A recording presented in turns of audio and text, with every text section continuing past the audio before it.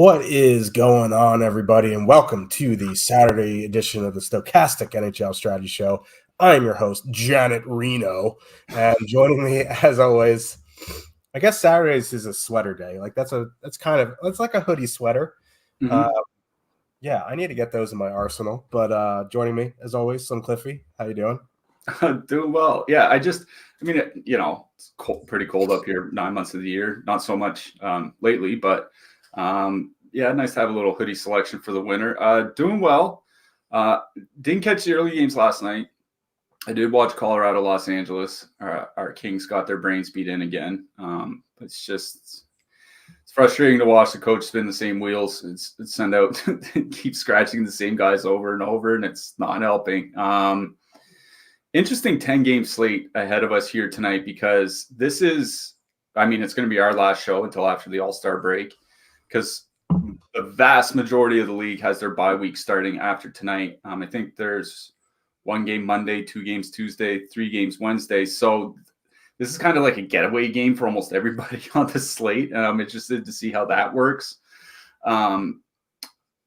There's some lineup news that we're going to have to get to. Obviously, I think New York Rangers is probably a big one. Calgary and Ottawa changed up their lines a little bit. Winnipeg has some key players coming back. So there's a bit of lineup news that might take some time to filter out. But I think there are a lot of overlooked spots. I was going to say overrated, but that's not what they are. They're overlooked spots here on the slate tonight. And I can't wait to get to them because I think this slate is fairly wide open. Like if you look at our ownership percentages, the Pittsburgh top line is probably going to be pretty heavily owned against Montreal. Calgary's really cheap in that great matchup at home. Other than that, you can go pretty much anywhere as you want. So I like slates like this. Yeah, I like slates where there's an obvious chalk spot and then there's so many pivots. That is fun. You just have to decide whether you want to play the chalk or not. We'll get to that. Before we get into the slate, we have a $10 super chat from Red Spike 77. He says, just a thank you for all the content, gents. See you after the break. I'm sure I'll be in the Discord spewing random garbage like I always do. And yeah, I appreciate you always being in the Discord, in the shows, watching the shows, supporting us. Good times. Yeah, thanks a lot for the super chat, Red Spike. We certainly do appreciate it. We appreciate your support, not just the super chat, but like Josh said, in the Discord. Nice little community that we have going. We're going to be around through the break. Like I don't have a vacation planned or anything. Like, I'm not going to Turks and Caicos for 7 days or something like that.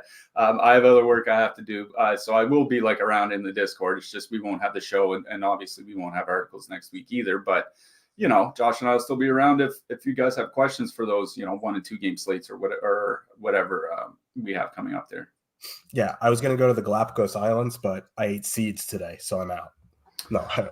Oh, I thought you were going to say you're going to eat turtles, and I was like, well, that seems like a little bit much, but enjoy. You have to quarantine when you go to the Galapagos, but because of you can't have any seeds because of all the native stuff there. But I don't know. I just learned that, so I wanted to mention it to everyone. Yeah, and now we know. Yeah.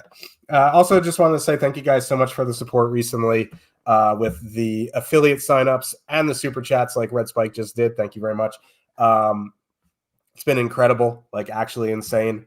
And now if you didn't see yesterday, Stochastic launched a subscription for every Sims that they offer for a monthly rate. It seems expensive, but if you play every sport and you play heavy volume, you're gonna save a couple $100 a month anyway by combining it. It's $549.99. But if you rock the Stochastic Avi and you can prove that you actually have it, just with a screenshot of your Avi on DraftKings or FanDuel, you can get it for $399.99 a month. We actually had one of those signups yesterday. I'm not going to dox the guy, but what a legend. Yeah, so if you want to do that too, click the affiliate link in the chat. And again, thank you guys so much for the support recently. Since we started doing this, it's been crazy. Yeah, thanks a lot for the support. It has been nuts. I mean, you and I were talking this morning, like we're basically to the point where we're just back at our normal salary levels, which is always nice. And we couldn't have done that without the support from the NHL community, from the Stochastic community, from people that just tune into our show. Even if you're not subscribing, like those things, like just sharing on social media, or on Twitter or Facebook or wherever.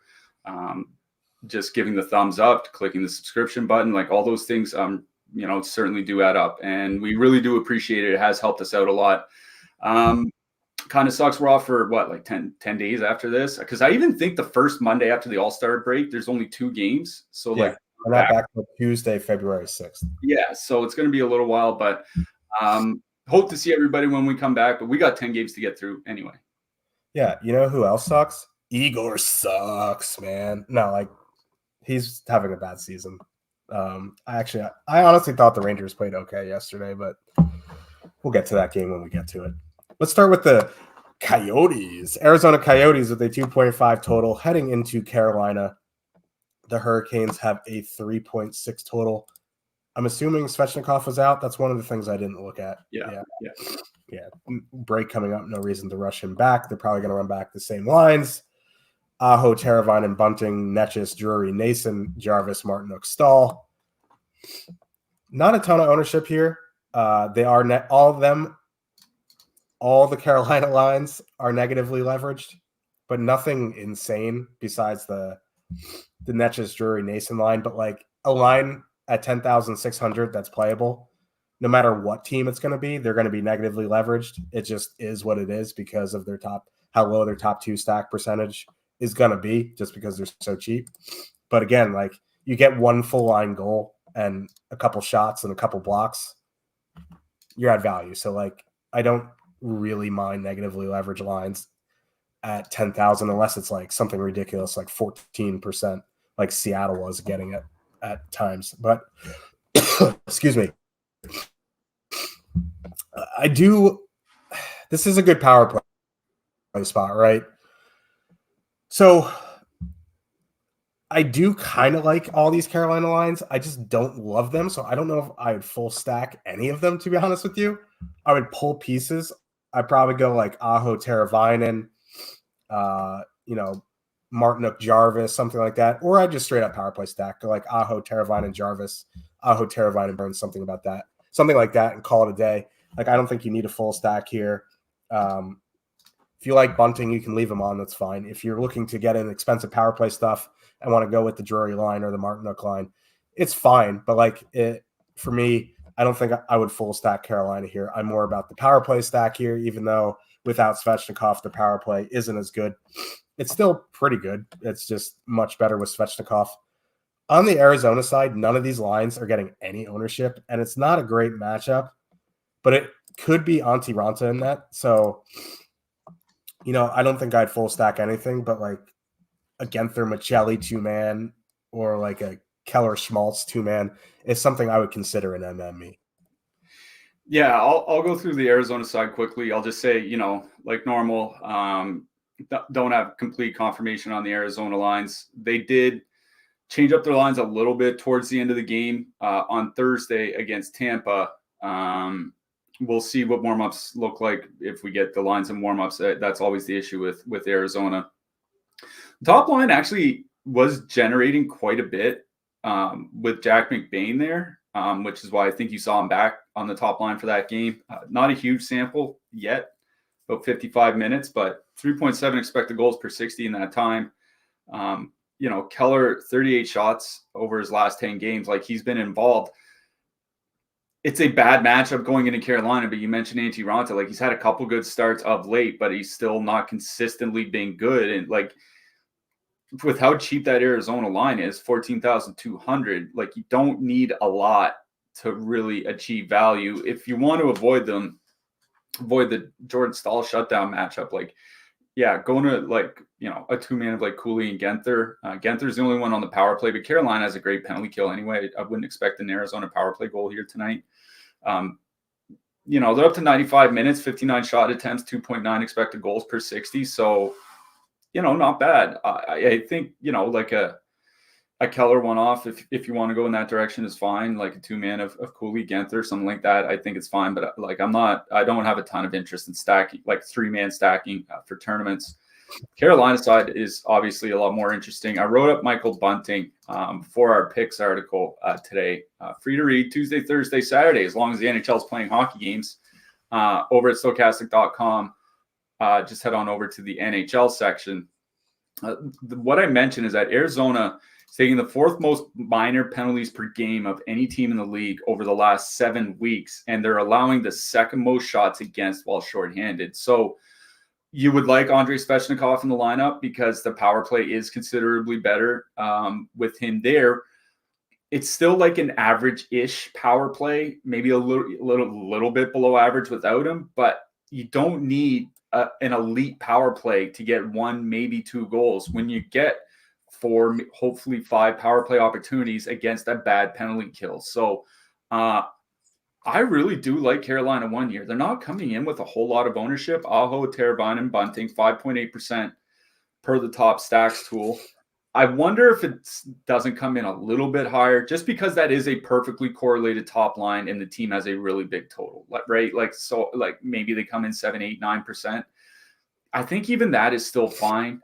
They're going to get second and third line matchups from Arizona. The top line has generally been good defensively this season, so you get softer matchups down the lineup. That's another thing that I mentioned in the picks article. The depth line's allowing 27% more shots against per 60 minutes at 5-on-5 since the Barrett-Hayton injury. So, because it's moved all their centers out of place. So, I really do like Carolina 1 here. I think Carolina 2 is fine. It looks like they're coming in with a ton of ownership. The Nature's Jury Nason line, they have been very good together. 3.5 expected goals, 3.6 actual goals per 60 minutes. And I will say, like, Carolina does like a 65-35 top power play split, but getting 35. Sorry. I was just laughing. You try to choke that down. But even getting 35% of power play time, if the team gets 4 or 5 power play opportunities, would mean like a couple minutes of power play time against a good penalty kill. So I think Carolina 2 is fine. I just prefer Carolina 1. They're not that expensive. They're perfectly correlated. They get the depth matchups. Great. They get most of the power play time, et cetera, et cetera. So yeah, I really do like Carolina 1 is one of my favorite lines in that mid-price range. Yeah. Not really sure what's going on with my internet today. Hopefully it figures itself out. It probably will. It probably won't. But yeah, I do like Carolina here tonight. Let's move on to the next one. My New York Rangers, sad, with a 3.3 total heading into Ottawa. The Senators have a 3.2. The Senators for sure mix up their lines. They're going Brady Tkachuk, Claude Giroux, Timmy Stützle, thank God. But then the second line is, let me see, it's Josh Norris. I got this. Matthias Joseph and Vladimir Tarasenko. The third line is Pinto, Grieg, and Batherson. Rangers mixed up their lines in the third period. They went Panarin, Zibanejad, Lafreniere, and then Kreider, Trocheck, Wheeler. Now, I just think that was Lavalette trying to get a spark, but putting Panarin with Mika Zibanejad will not give you that spark. They've never had good numbers together. I think they go back to the start of what they had yesterday. I'm kind of hoping they move Capo Caco back up to the top line instead of Blake Wheeler. Remains to be seen. Wheeler did have a decent game yesterday. He just makes that top line so bad defensively. If Wheeler is still on that top line, I definitely have interest in Ottawa's top line. I have interest in them anyway. I always have interest when it's Tkachuk, Stützle, and Giroux. That line is fully correlated. Igor went yesterday, so I guess they're better goalies going tonight with Quick. No, but still, like, Rangers haven't been great defensively. Lindgren is probably out. Trouba could be suspended. Like, they went Fox and Gustafsson as the top pair yesterday, and they've been okay. But after that, if Trouba's out, it's gonna be it's going to be a gong show defensively. So I am in on Ottawa 1 here. If Rangers 2 is back together, I think that's a line I would also be interested in. They're still creating a bunch. They're just not finishing right now. Like Lafreniere career shooting percentage coming into the season was like 16.7 or something like that. He's shooting like around 8% this year. If that starts to come up, like that line is going to start finishing again. Like, yeah, Panarin goes through his ebbs and flows, but like Lafreniere has been shooting the puck more, which is nice to see. Just hasn't been going in the net. So Ottawa is a train wreck defensively as well. So I'm in on Ottawa 1 and Rangers 2. Yeah, it's tough to say what to do with the Rangers until we see what their lines. Like, I'm with you. I'm assuming they go back. Blake Wheeler top line, Kako third line, leave the old second line together. If it changes in warm up, I mean, we'll see what happens. What I will say is this: I agree with you. Panarin and Zibanejad typically haven't had good numbers together. That's not something that would hugely interest me. Any other winger but Blake Wheeler on the top line hasn't been producing offensively. Like I was looking earlier today, Mika Zibanejad with Wheeler on the top line, his points per 60 minutes of 5-on-5 has gone up like 70%. It's absolutely bonkers. So like that's the trade-off, right? It's like more offense, but worse defense.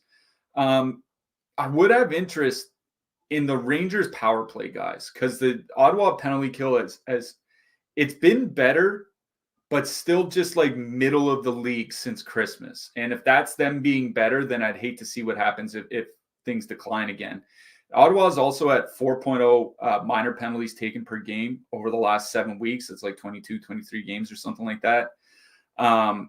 That's a lot of penalties to take against a power play that can shred apart anybody. So if they do go with like Zibanejad, Panarin, and Kako or something like that, like I don't know if I would have a ton of interest. If they do go back to their normal lines, like I would play Zibanejad, Kreider, and Wheeler because I suspect that they would probably see the Ottawa top line. And the Ottawa top line, a lot better offensively. Kel Surprise. With Tim Stützle over Josh Norris this season, 3.4 expected goals, 3.3 actual goals per 60 minutes. But they are not worse defensively, but bad defensively. 3.3 expected goals against, over 4 goals against per 60 at 5-on-5.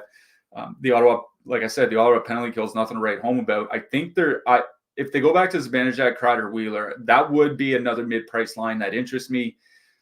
Almost any other combination for their top 6, like I would probably be out on the Rangers, but we'll see what warm-ups look like. On the Ottawa side, like, yeah, that top line, really, really good. As I said, 3.4 goals or 3.3 goals per 60. They did move Stützle back to the top power play unit for their last power play in their last game. So I'm assuming he stays there and it's a perfectly correlated top power play unit. Rangers penalty kill hasn't been that bad, but Ottawa does draw a lot of power plays. They're at 3.9 minor penalties drawn per game over those last 7 weeks. I think that's 8th in the league, 8th or 9th. So they do get their fair share of power play time. The power play hasn't surprisingly not been very good. So that's a little bit worrisome, but it's like, what else are you going to play on the Ottawa side, right? Like if you don't play the top line, like I'm not playing Joseph Norris, Tarasenko. Like if that's the line that does me in tonight, then I'd say that's a fitting end to the first half of the NHL season. And then Greg Pinto and Batherson is kind of an interesting line. Pinto's been getting some power play time. Obviously Batherson gets power play time. They'll probably both be on the second unit together, though we'll see what their exact power play units look like tonight. I just don't have a lot of faith that they stay together because this is a coach that has less than 20 games with this team. He's changed the line combinations quite a bit. If they change line combinations, I have to assume it's going to be those second and third lines at some point during the game. So I think I'd be more interested in like a Pinto, like cheap one-off, or even I think Batherson makes a pretty nice one-off. I'm going to be honest. But it is the Ottawa top line I have a lot of interest. I have the most interest in this game. The Rangers top line, if they do go back with Wheeler, not a lot of ownership per the top stacks tool, 3.5% against 3.7% top stack percentage. That would be another one of those mid-price lines that I would be considering. Yeah. I mean, people love to just shit on Blake Wheeler. but like he's making $800,000. It's not like they signed him to be the prime Blake Wheeler at $8.7 million or whatever it was. And he's the only one in the top line, like with Kreider and Zibanejad, that they can actually score, right? Kakko has good numbers up there, but they ain't finishing. So like the trade-off is you might get some goals. You're going to give up some, but I don't know. Yeah, but I mean, like we were talking about in the Discord earlier, top line with Kakko had been pretty good since Kakko returned. They were even scoring too, 3 goals in 50-some minutes together or whatever. And then they break them up last night and get their brains beaten. I mean, like, I completely agree that Kakko should be there, but it's like, like blaming Wheeler for the Rangers' issues right now is just no. He's not even on the top 10. Yeah. Igor's glove is a big problem right now. We'll just leave it at that. Montreal Canadiens with a 2.7 total. Heading into Pittsburgh, the Penguins have a 3.7. Here's one of the chalk spots, and it's not really surprising. Pitt 1 fully correlated on the power play. Crosby, Gensel, Rust, 21,700 to stack on DraftKings, 28.2% top 2 stack percentage, 18% projected ownership, the highest ownership projected of the night. Warranted. They're going to get idiotic Cole Caulfield, Suzuki, Josh Anderson. Like if Slafkovsky was on that top line and Pittsburgh was still getting 18% there, I'd say, you know what, this is an easier fade. But like Josh Anderson might be the worst defensive winger in the NHL, and I don't even think that's hyperbole. I honestly can't think of anyone worse. So not recently, but on top of that, Arbor Xhekaj back in the lineup. And penalties just go up when he's in the lineup. He just takes penalties. It just is what it is. Now, the Pittsburgh power play units piss me off because there is credible data that when Rickard Rakell was on the top power play unit, the power play was so much better than when Rust was there. Now, Rust is there, makes the line fully correlated, whatever. This is a good power play spot. And it's Jake Allen in net, not Mutombo, who is their best goalie. So do I think Pittsburgh ownership is warranted? Yes. Do I think they're arguably the best spot of the night? Yes. Am I going to play them?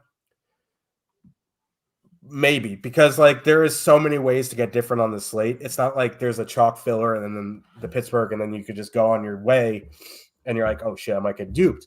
There are so many ways to get different on the slate that if you think Pittsburgh is the best spot of the night, you play them. Like I always say, especially in single entry or 3 max, I would never fade my favorite plays because of ownership. There are so many ways to get different. If you are in on Pittsburgh, you play them, right? So I think Pittsburgh 1's in a great spot. Pittsburgh 2 is kind of weird. Like they're getting pretty heavy negative leverage, 0.8 top 2 stack percentage, 5.8% ownership. If you want to like one off Malkin or something, that's fine for more power play correlation. The line that I'm interested in, honestly, is the third line if I'm not going to play the first line. Eller and Pustainen have really good offensive numbers together, and it's honestly kind of surprising. But you throw Rickard Rakell into that mix, getting bottom 6 matchups from the Habs, and they're getting a fifth of the ownership of the Pitt second line. I actually like the Pitt third line as a filler here tonight. They're fully correlated on the second power play unit. The first power play unit kind of sucks, so the second power play unit is just a bag of garbage. So like whatever, but they still get a little bit of time. But they're really good at 5-on-5. There's no matchup coming back where I'm like, oh yeah, this is trouble. On the flip side, it's gonna be that Monahan, Slafkovsky, Armia line again. Like if you want to play Caulfield, Suzuki, Anderson in MME, sure, go for it. Because with Rust on the top line, the Pitt top line is definitely more high event. I just, you know what, like I just like the way Slafkovsky's been playing. I've actually watched a fair bit of Habs games. He actually looks good. Monahan's look good. I wouldn't say back to the player he was in Calgary, but he looks good. They're going to avoid that Crosby matchup. So I don't mind a Monahan Slafkovsky too, man. Yeah, I wrote up Crosby for the picks article. I was looking at our ownership projections. Crosby's line is 1, 2, 3, and Carlson is 9th amongst all skaters. And if you include Jari, they have 5 of the top 12. So like Pittsburgh is going to be really heavy chalk here tonight. It is a great matchup. You mentioned Josh Anderson on the top line. It's not even the offense or the defense. I mean, it does suck. I was actually looking at the expected goals against from Evolving Hockey while you were talking, and he's like 6th worst in the league. The guy I was thinking of was Ovechkin. Like that guy's defense, like he was one of the worst defensive wingers in the league 5 years ago. Now he just doesn't. He barely exists. The Pittsburgh top line has just been tremendous offensively. 4.1 expected goals, 5.0 actual goals per 60 minutes. They're all shooting roughly the same. I was looking over the last 5 games, the entire top line's all between 16 and 18 shot attempts per 60 minutes, which is something you don't often see. But it speaks to the strength of the entire line, right? Is like all 3 guys can score and all 3 guys can make plays. And when you have that combination in 3 different players at a high level for the league, it's no surprise that they're generating so much. But with Josh Anderson, it's not just the defense, it's how the offense hurts the defense, right? Like he's not a guy that can play with Suzuki and Caulfield. Like he's just not. Like he is a guy that plays in straight lines. He has breakaway speed if he can get going, but it's dump and chase, get below the dots, stir things up. It's like, okay, he can do that for Suzuki and Caulfield, but he's not the only one in the corner doing that. Like the other players have to go in and help him. He just can't play with them, and that's an experiment that's not going to last long. Montreal top line 1.6 expected goals per 60 with Anderson there. It's just absolutely brutal. So yeah, no Montreal one for me. Pitt one definitely in play. I agree with you. I think there are ways to get different with Pittsburgh. Just, like make it a power play stack and add Malkin if you want. Like I think that's just an easy way to get lower ownership as well. So I really do like Pitt one. I'll leave the Pitt 3 call to you. I think I agree with what you're saying, and they have been good this year. It's just like going to third lines, especially where there's no Edmonton, there's no Colorado. Like there's Tampa Bay. So no Edmonton, there's no Colorado. Like there's just not a lot of expensive lines that you need to put with them. But I think they have been good, and Montreal's depth is absolutely terrible. So we agree on that. It's the Montreal second line that interests me the most on the Habs side. Like Monahan and Armia are up to 100 minutes together. They're at 63 shot attempts and 3.3 expected goals per 60 minutes. That's pretty good. Both Monahan and Armia over 12.5 shot attempts per 60 of late. That's not that bad. Slavkovsky, I agree with you. I think he looks a lot better than what some of his numbers look like. The problem is that he doesn't shoot, right? He has 17 shots in his last 15 games, and 6 of those came in one game. So he has 11 shots in the other 14 games in that span. Like he's just not shooting. That's a problem. But him and Monahan do play the top power play unit. I think it's a little bit of an easier matchup against Pittsburgh's second line as long as Colin White stays there. That's one thing to mention. Pittsburgh did switch up the second line last night. Colin White played less than 8 minutes. It's like, why are you even dressing the guy? Anyways. But I agree with you. Montreal 2, I think, makes a decent filler. But yeah, it's Pittsburgh 1 that I like best in this game, and it's not even close. Yeah. Speaking of Colin White, the Sens thought he was the next thing. He's kind of like Josh Norris. The Sens should take note that Colin White played 8 minutes. Josh Norris has a massive contract, but whatever. Yeah, Slavkovsky right now is kind of like last year's Harvey Pinard. Like when he does shoot, it's going in. Like just shoot the puck more. Yeah. Thank you.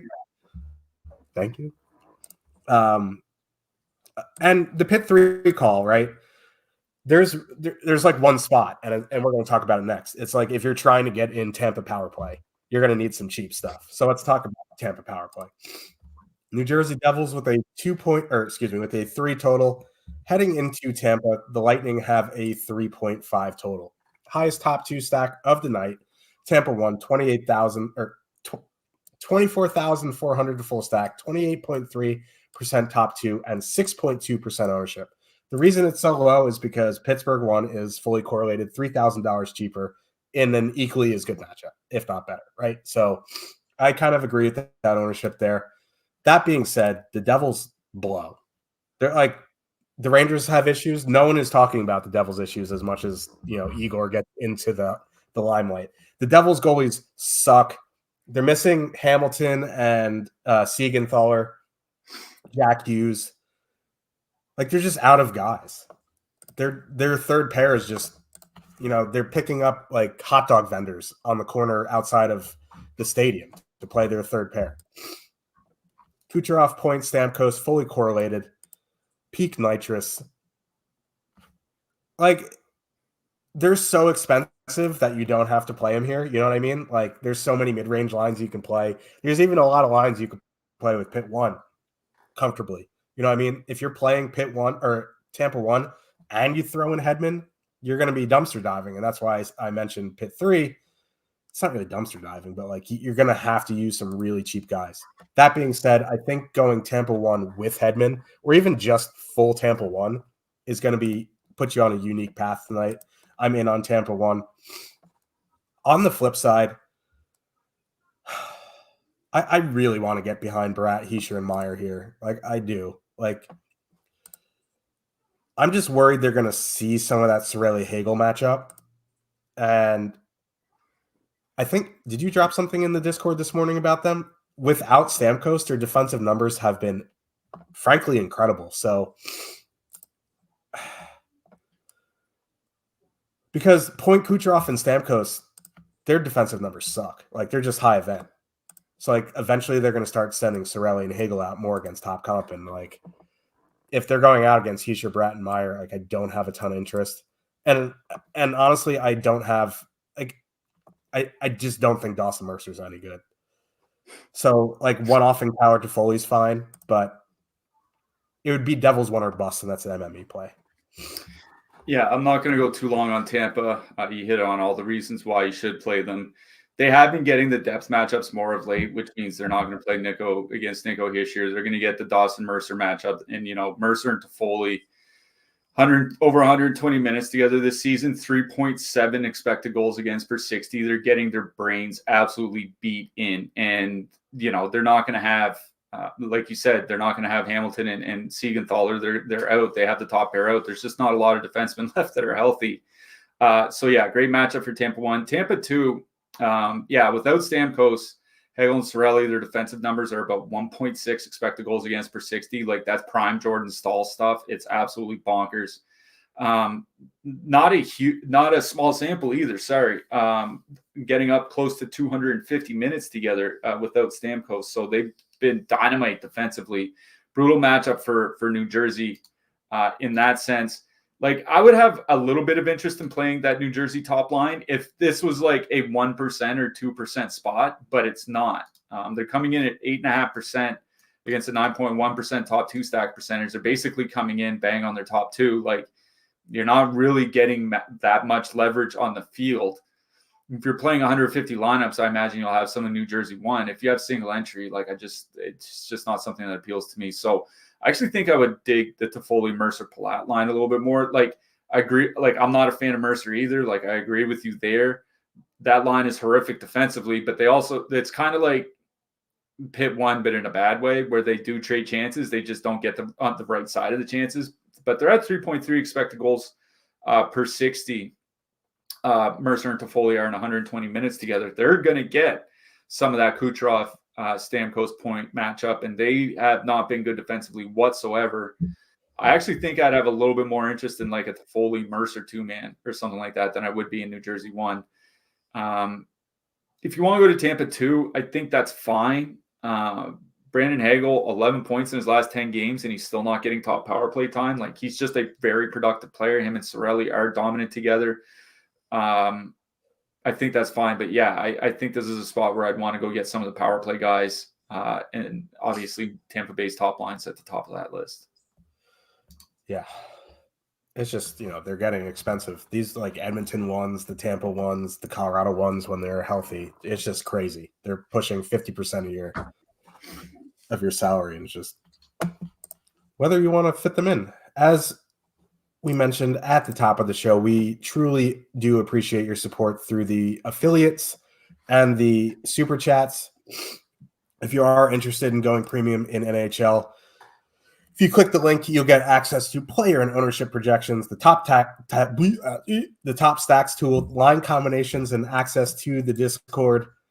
Cliffy's running through the stuff we mentioned on the show all the time. Discord's great. A lot of fun banter in there. Lots of strategy going on in there. Lots of silly, stupid stuff.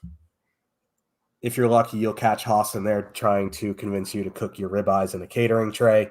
No, but seriously, if you have strategy questions, that's the place to be. Again, that link doesn't always have to be for NHL. We have MMA next weekend. We have MMA Sims. We have NBA in full swing right now. We have PGA Sims, PGA lineup generator. Any membership you're looking to go premium with, click the link. You can check it out. Just appreciate your support. Once again, you guys rock. I don't know what I was going for there, but let's move on to the next one. Toronto Maple Leafs with 2.9 total heading into Winnipeg. The Jets have a 3.1 total. Callie Youngcroc broke his knuckle in practice yesterday, putting Ryan Reeves into the lineup for the first time since December 29th. They need to trade for Barclay Goodrow, have a Goodrow-Reeves fourth line. It's their key to success. Domi for Goodrow. Who says no? I don't think you want Max Domi on the Rangers. He's an expiring contract. Barclay Goodrow has like 14 years left on his. Yeah, that's a fair point. So Scheifele is out. Velarde and someone else is our game time. Oh, Morrissey is a game time decision, but expected to play. So if Velarde's in, I would imagine the top line is going to be Connor, Nemestikov, and Velarde, correct? Or am I just making that up? No, I think it'll be. I think that's what it'll be, but we probably won't get confirmation on anything because Scheifele was on the top line in practice yesterday. That's what's kind of screwing everything up is that we don't know exactly what they're going to run because that's what they had for practice yesterday. The game against Toronto earlier this week, it was Connor Ehlers and Nemesnikov, but they didn't score. So I'm worried that there might be changes there too. We just won't know until warm-ups. Yeah, I was kind of hoping that they would confirm Lowry up there. I've come around on Lowry since you've started talking about it. Like Nemesnikov doesn't do anything for me, but Lowry is actually pretty decent. Another thing that's kind of annoying is Alex Iafallo in the top power play spot for Scheifele. That is confirmed. It's a really good power play matchup for the Jets. Without Scheifele, it's still fine. I just, it'd be more of a full send if Scheifele was there. I think, depending on what the Jets' top line is, I think it's fine.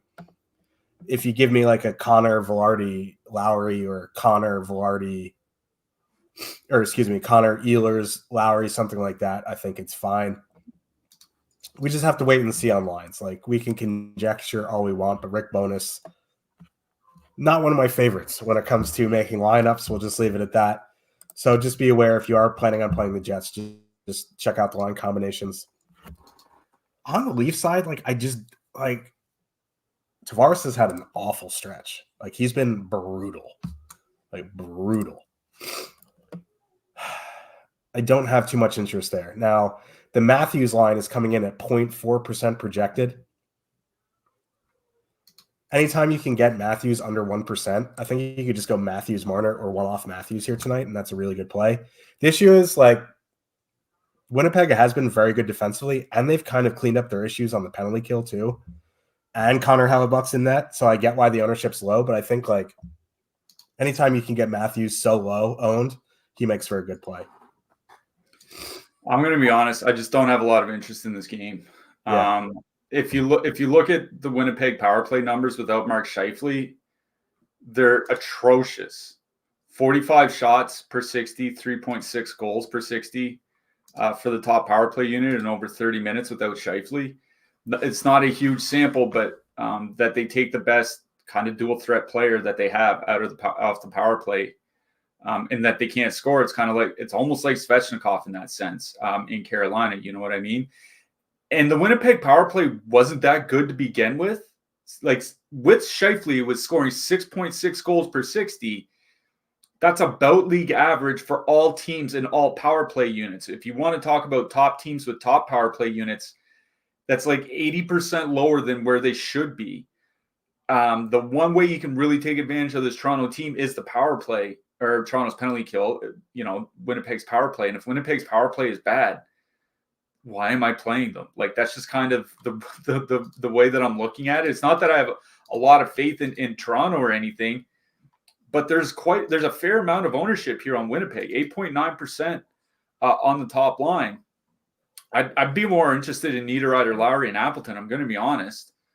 I just don't have a lot of interest in Winnipeg at all. And then you look at the Toronto side, like, if Winnipeg does anything, as our Discord mentioned earlier, the Winnipeg penalty kill has been improving little by little over the last couple months, over the last month especially. Toronto looks like they just don't look dangerous on any given night.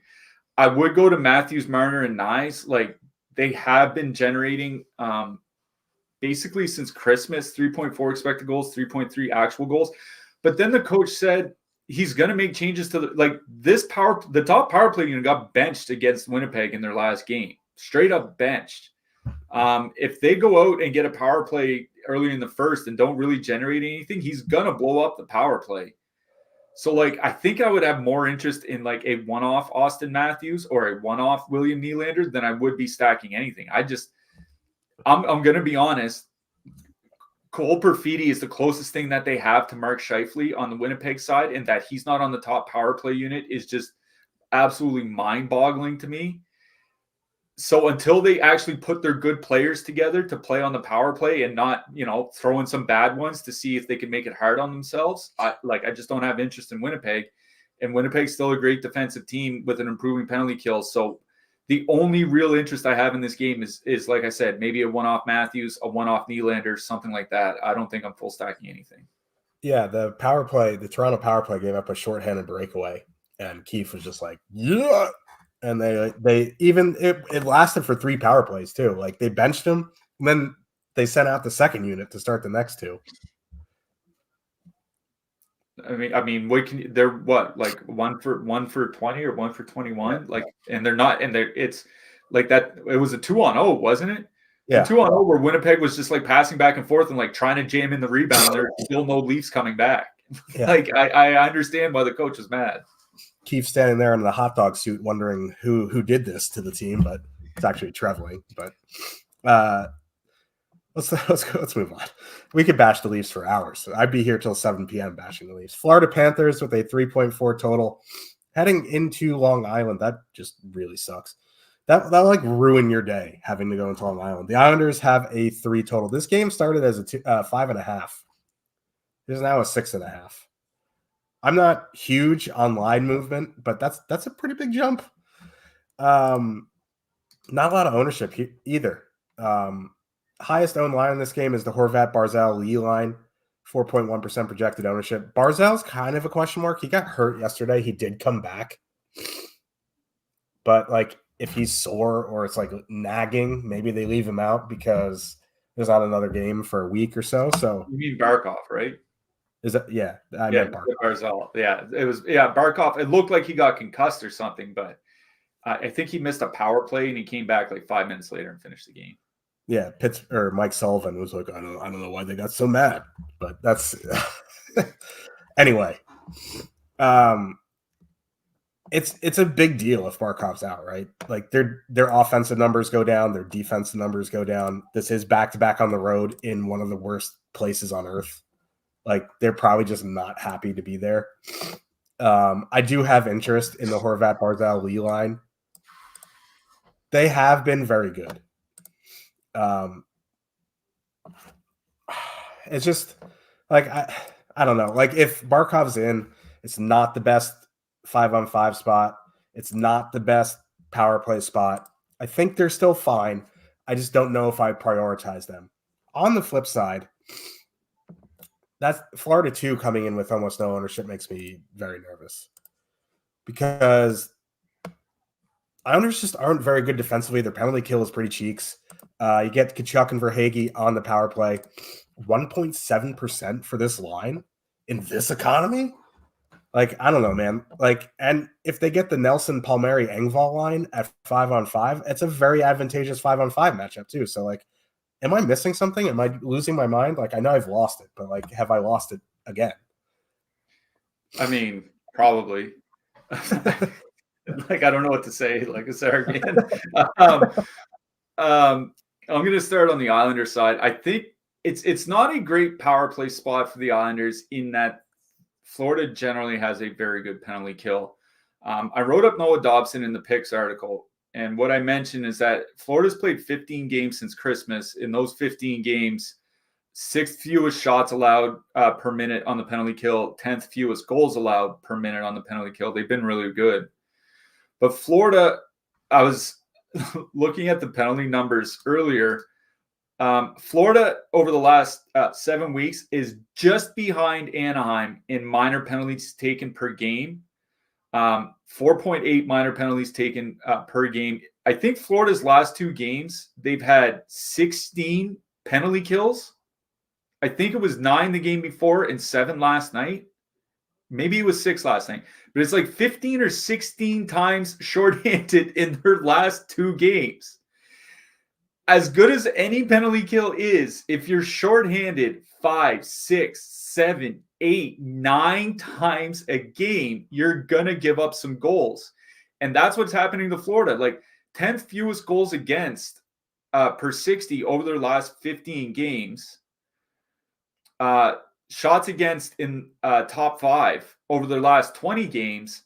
And despite that, they're taking so many penalties that they've given up 16 power play goals against in those 20 games. Like, volume matters. And if they can't stay out of the penalty box, which they haven't been able to do for weeks now, and now they're on a road back-to-back, like, I kind of like Islanders 1 here. Like, the top line, 3.4 expected goals per 60 over their last 10 games. Like, they're still generating.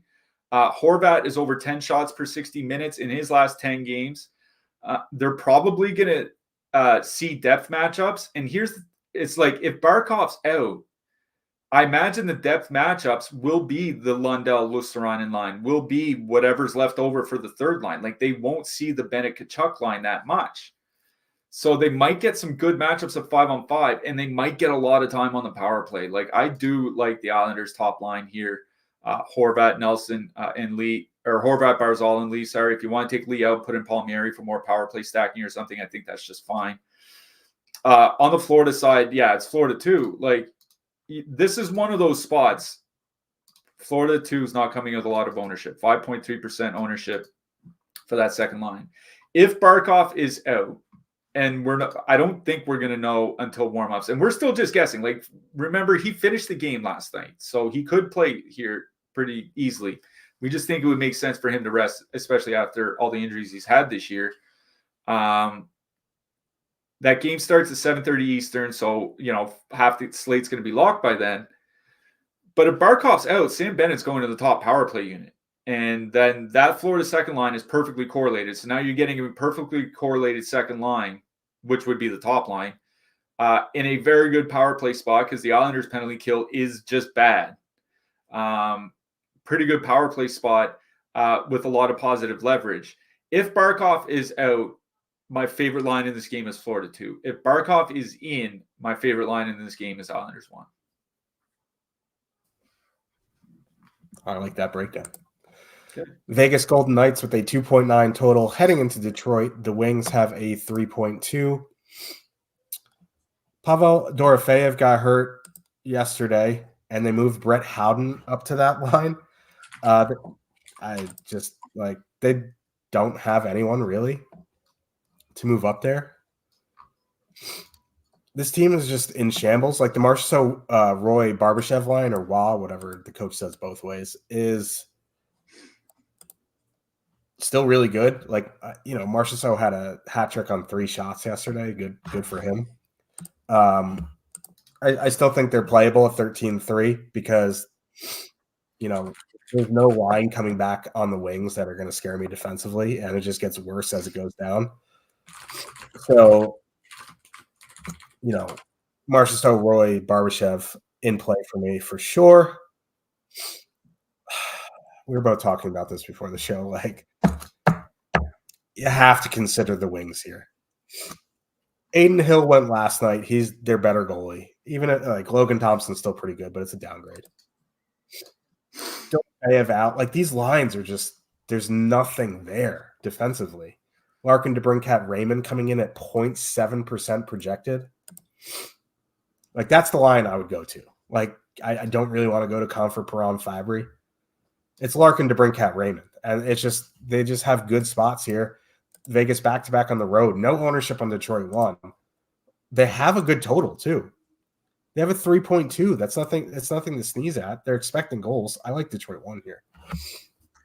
Yeah, I do too. Like you mentioned, that 3.2 total, like it's the same total that we talked about with Ottawa a little bit earlier. It's higher than both Winnipeg and the Islanders and Toronto. So like, yeah, expecting goals for sure. The Vegas penalty kill has been really bad. I wrote up Detroit top line in the picks article because like just at 5-on-5, this Detroit top line, 2.8 expected goals, 4.5 actual goals per 60 minutes, 5-on-5. Like this was the line that they had earlier in the season, and then they got rid of them. Over the last 7 weeks, Detroit is drawing the third most minor penalties per game. Like they're getting a lot of power play opportunities. And Vegas has given up the fourth most shots and fifth most goals per 60 minutes while shorthanded over their last 20 games. And it was a travel night for them. They're playing back-to-back on the road. Like, no Jack Eichel, no William Karlsson, still no Shea Theodore. Dorofeyev got hurt. Like, they're missing a lot of bodies. Backup goalie in net. Like, everything just seems to be lining up reasonably well for the Detroit top line. You mentioned the low ownership, 1.1% ownership. That's pretty good leverage on that top line. Now, DeBrincat's not on the top power play unit, but we mentioned on Thursday's show, the top power play unit has been better with him off it. Like, I don't know what to say, but they're generating more shots and goals without DeBrincat. You know, if you want to make it a little bit cheaper and take out DeBrincat and put in David Perron, I think you can do that because this does seem like a spot where the Detroit top power play unit can double down on the power play and Perron can get in on those fairly easily. So I really do like Detroit 1. If you want to make it cheaper and put in Perron for DeBrincat, I think that's fine. But Detroit 1 is what I like here. Like, assuming they go out against Stevenson and Howden and Stone, I'm not worried about that matchup.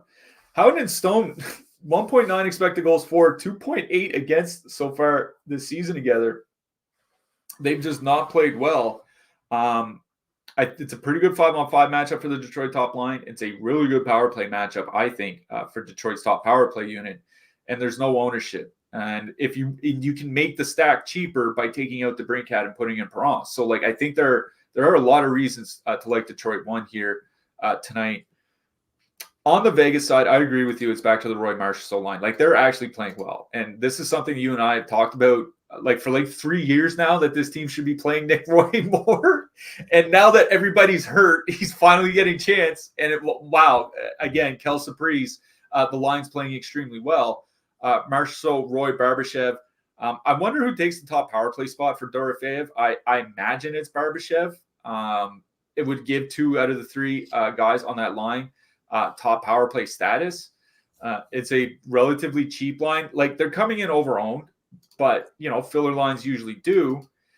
And assuming Stevenson, Stone, and Dorofeyev, or not Dorofeyev, but Howden get the top matchup against Larkin and them, I suspect that that's what's going to happen. And then Marchessault gets the middle 6 matchups against Detroit, and those aren't that bad. So I do like the Vegas too. I agree with you there. But it's the Detroit top line that I like in this game, and the Detroit power play guys in general. Yeah. Oh, boy. A wings night is upon us. That's never good. Anaheim Duckies with a 2.6 total. Heading into Minnesota, the Wild have a 3.5 total.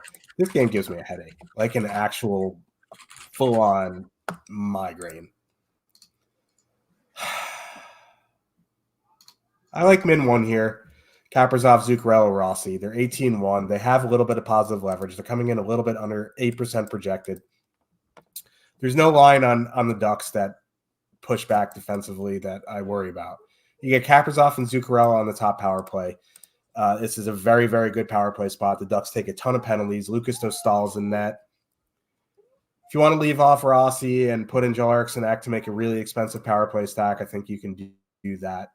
You can go to Minnesota 2 and leave off Foligno and add in Kaprizov.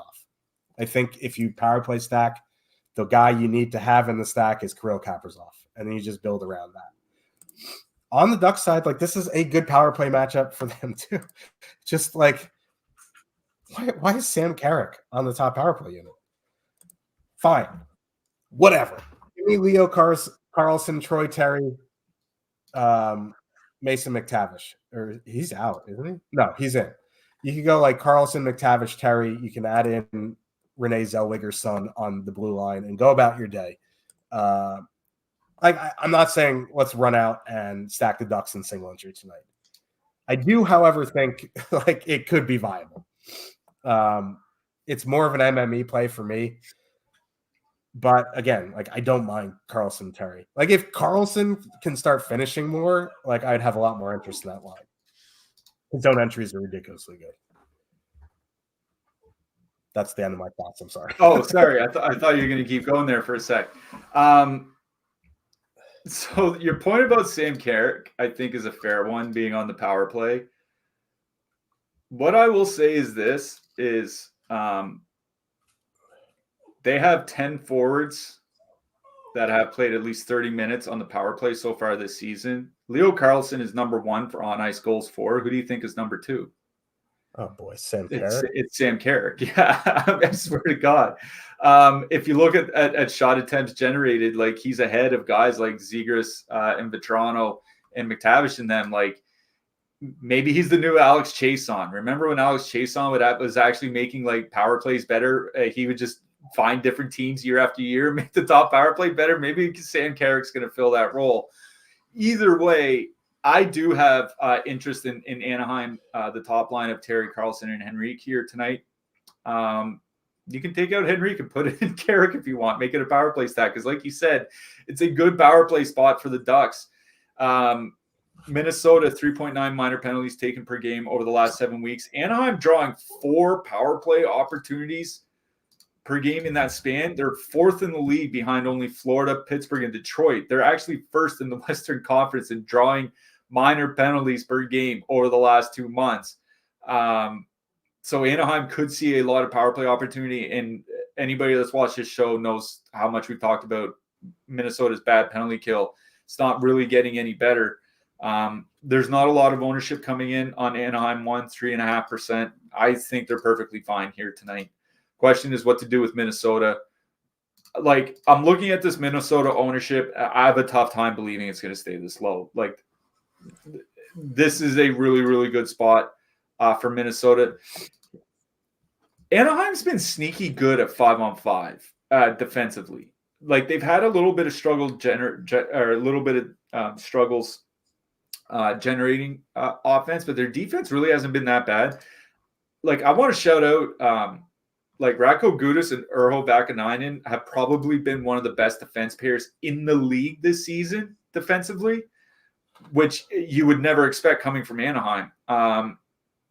So I would go with Eriksson Ek, Boldy. I think Marcus Johansson's there now, but at the very least, Eriksson Ek and Boldy. I wrote up Boldy in the picks article.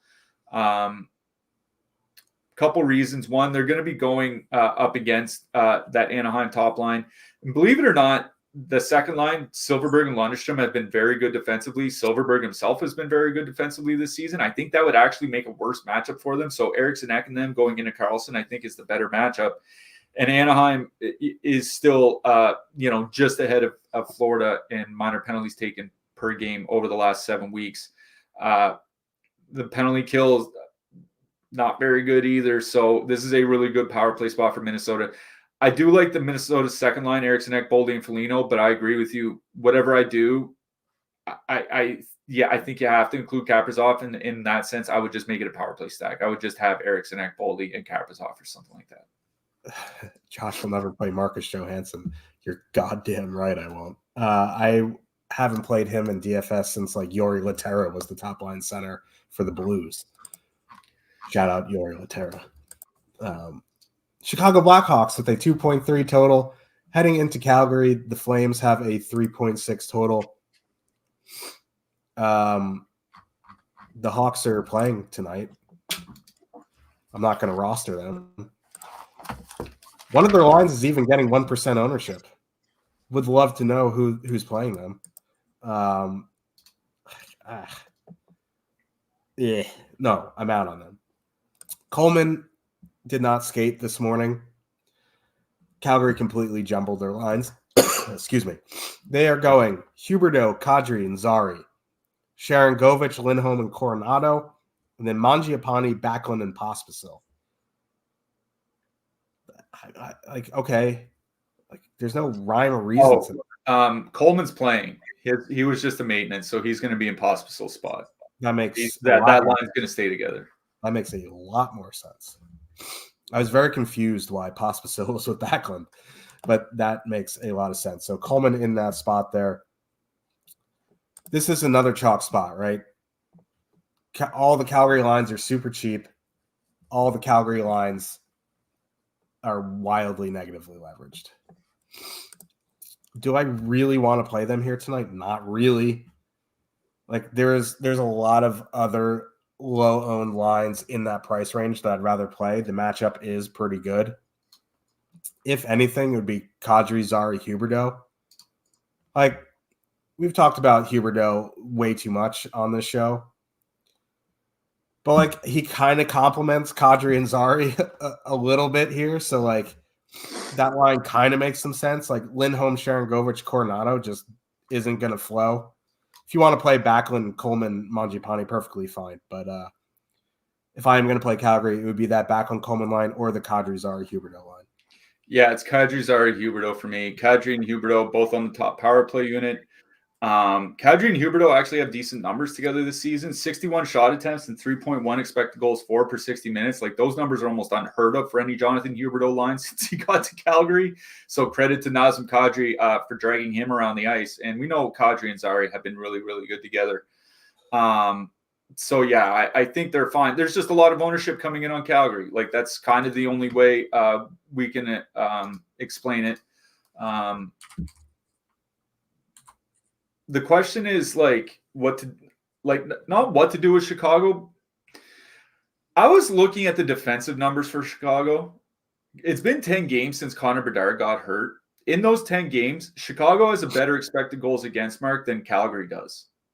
And I'm not kidding. They've been better defensively than Calgary has.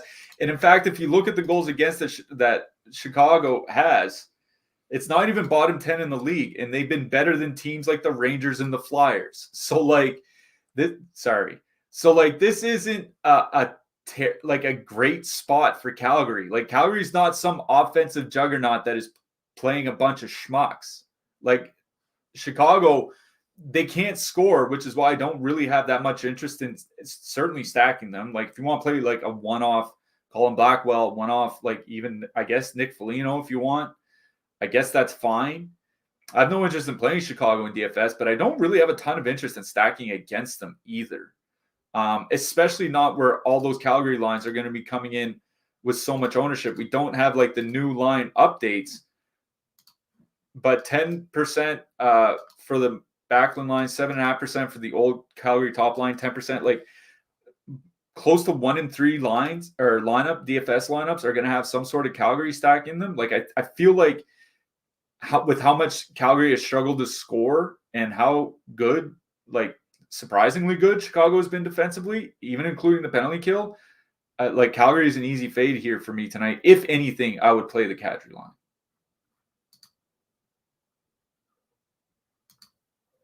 You're on mute. Clayton. No, I said I kind of feel the same way about Calgary. Like I'm probably not going to play them in my single entry. I think if you like them, you play them. It's a little bit different than like the Pittsburgh chalk, right? Like because Pittsburgh's expensive. There's plenty of ways to get different with your filler line. If you go pit 1 like Calgary 3 or whatever, it's going to be very popular build. So like you just got to be aware. Yeah, like Chicago's a bad team because they can't score. It's not like they're bad like the Sharks because they can't play defense. It's a little bit different. And here's another thing. I was looking at the projections. Like Calgary's all chalk and they do have a 3.6 total, right? The highest projection for any like Nazem Kadri has a decent projection, 11.5 on DK tonight over on Stochastic. No other Calgary players over 10.5. The only other player higher that's that high is the goalie. Now I think Nazem Kadri is the only skater amongst the top 30 point projections here tonight. I think the reason you're seeing a 3.6 total is because they're all equally decent lines, right? It's not like Colorado or anything like that. So like, I think one-offing, maybe playing defenseman is fine. I don't think I have a lot of interest in full stacking Calgary. Yeah, I don't either. Columbus Blue Jackets, 2.6 total. Heading into Vancouver, the Canucks have a 4 total. Big old total here. Pius Suter coming off a hat trick. He is with JT Miller and Brock Besser. Elias Pettersson, Ilya Mikheyev, Andrei Kuzmenko, the top line. That second line, Miller, Besser, Suter, fully correlated.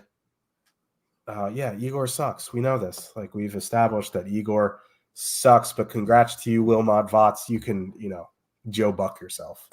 Anyway, I do like Van 2 here tonight. They're coming in lower owned than the Pettersson line for whatever reason. Like, Kuzmenko's not on the top power play. He's literally useless right now. He is a assist bot. He's not even a shot bot. You would rather him be a shot bot than an assist bot. So, like, I'm in on Vancouver 2 here. They have a massive total, not a lot of ownership. Another one of these really cheap filler lines, if you're going like Tampa power play, is you don't have to full stack, but you could go like Garland, Joshua, 2-man, something like that. They are pretty negatively leveraged, though. But again, these 10-5 lines, they're always going to be negatively leveraged. That is just what it is.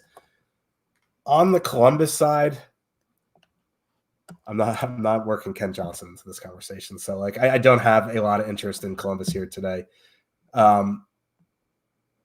Demko starting. They have been better on the penalty kill.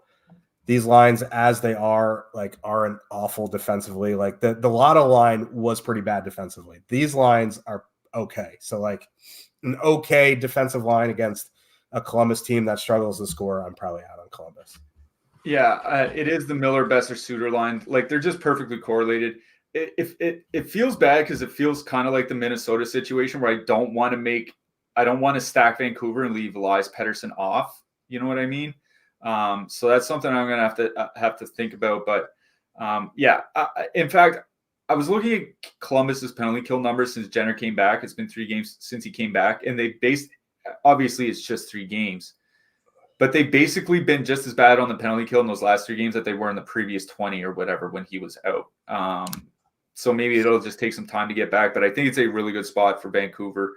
I like Vancouver too. I wrote a Pius Suter in the picks article today. Well, the thing about Suter too is, with the move up the line with the power play unit, like, he was up to over 18 minutes in the last game, which is not something that you always see when a guy gets moved up the lineup. There's late game situations, and sometimes guys get double shifted where they don't get that, extra ice time, but he has been.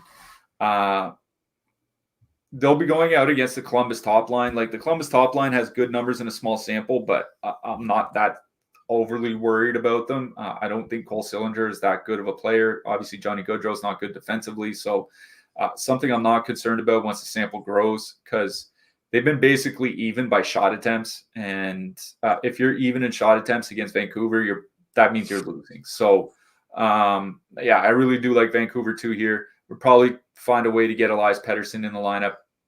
Maybe just turn it into a power play stack. Do a double center plus Suter and leave Besser off, like something like that. I would almost feel better leaving Besser off the stack than I would leaving Pettersson, even though he's on a different line. Like, I swear, he's by far the best offensive player on the team. That's why it just sucks to leave him off. The Columbus side, like, Roslovic and Fantilli actually have decent offensive numbers together. 57 shot attempts per 60. That's not that bad. Problem is I don't think this is a good matchup. They're split on the power play unit. Fantilli's on one, Boone Jenner's on another, and Roslovic's on neither. Vancouver's penalty kill has been getting better. I think there is merit to, like, a one-off Fantilli or a one-off Chinnikov, like those types of things from Columbus, but I'm not stacking anything. Yeah. I had high hopes for P.S. Suter when he was with Chicago. I don't think he's completely out of place in that top six. Like, I don't know if he is a top six player in the NHL, but like of the people who've been on that line, I think he kind of can hang. Yeah, I mean he can fill a top six role until Vancouver trades for Pavel Buchnevich at the deadline. Okay, I see you.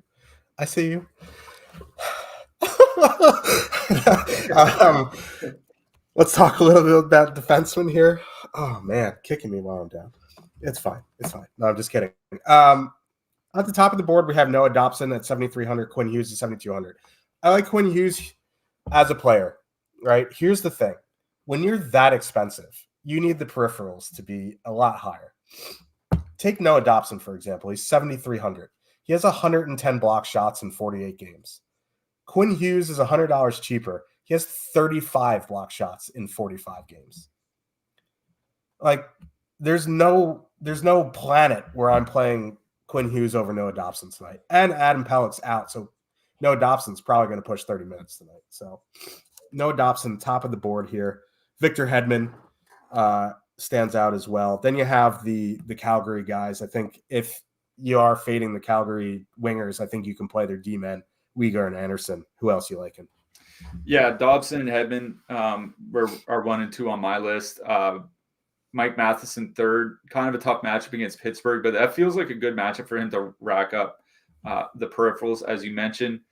Erik Karlsson is high on my list, but I imagine he's going to be pretty chalky, so I don't mind pivoting to Crystal Tang if people want to go in that direction. Jake Sanderson, Adam Fox, both defensemen in that game, I think are certainly in play, especially Fox. I think he might go a little bit overlooked in what's not a good power play matchup for the Rangers. I'll mention Gustav Forsling as well. Like, that Islanders Panthers game, I think is going to be fairly high event. And the Islanders don't take a ton of penalties, so there might be some more even strength time there for Forsling.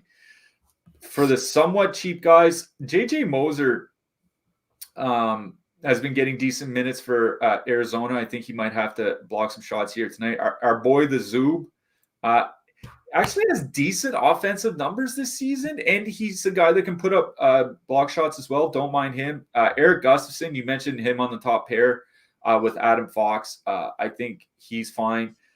Olin Zellweger, like if you're playing Anaheim's power play guys, I think he makes sense to play, even if he doesn't get a ton of ice time just because of the power play spot. And Radko Gudas might have to block a lot of shots here tonight for Anaheim, so I don't mind him either.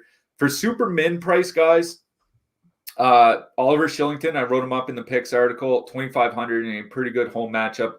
It seems like this is one of those matchups where you'll see if he can play 16 or 17 minutes because that's a game that Calgary should win pretty easily. Jordan Harris back in for Montreal for Arbor Jackeye. There's your $25 Habs punt. The other Sebastian Aho, the defenseman for the Islanders, like with Pellick out, Aho have been playing like 17 minutes a game anyway. Like with Pellick out, I don't think he'll get to 20, but it's certainly in the realm of possibility. And I'll mention Dylan Sandberg as well from Winnipeg. I think he's kind of an underrated defenseman, and he might have to block some shots here tonight against Toronto.